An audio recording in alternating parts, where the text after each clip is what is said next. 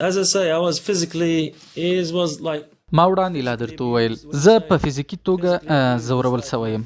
کله چې د فزیکي ځورونې خبره کوو نو مطلب دا چې یوه افسر زما ګوتې راوپیچلې او زما د ګوتو هډوکې یې رامات کړه. دوی 15 تنه زما خونې ته راغله. ما مقاومت کوو.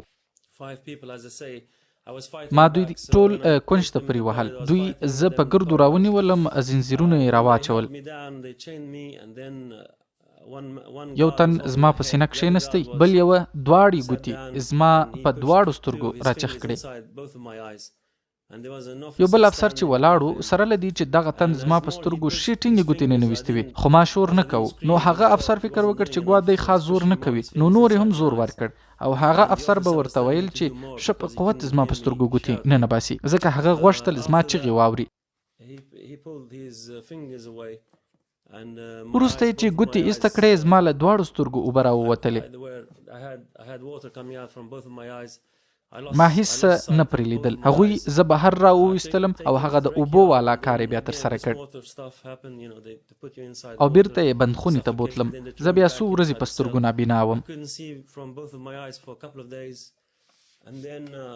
خو وروسته مې چپه سترګه بیا لږ لید شروع کړ. البته رسته سترګې مې چې ډېره زخمي سوې وه او له پخوا څخه کمزورې وه، په مسلسل ډول یې لیدنه ختمېدله او کرار پر ختمېدو سوه. اوس هم ډېر کم شی پرې وینم، محض یې دومره کار کوي چې رڼا پرې معلومولی سم.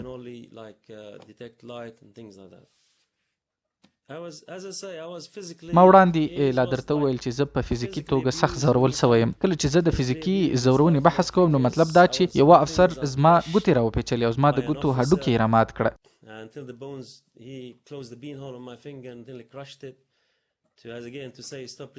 ځکه ما غوښتل دی زما پر مخ د مرچو سپری ونه پاشي. دا پیښه هم په بندخونه کې ترسره سوه. بل ځل بیا زه دوی سخت ووهلم. دوی زما پوزه راماته کړه ځکه دوی ویل چې زه مقاومت کوم، راځئ پوزه یې ورماته کړو. نو دوی بیا زه پر مځکه پریستم، بیا یې په بوټونو پر مخ ووهلم او په سکونه یې زما پوزه راماته کړه. دوی زما پوښتۍ هم راکریک کړې د بعضو فزیکي ځورونو له امله.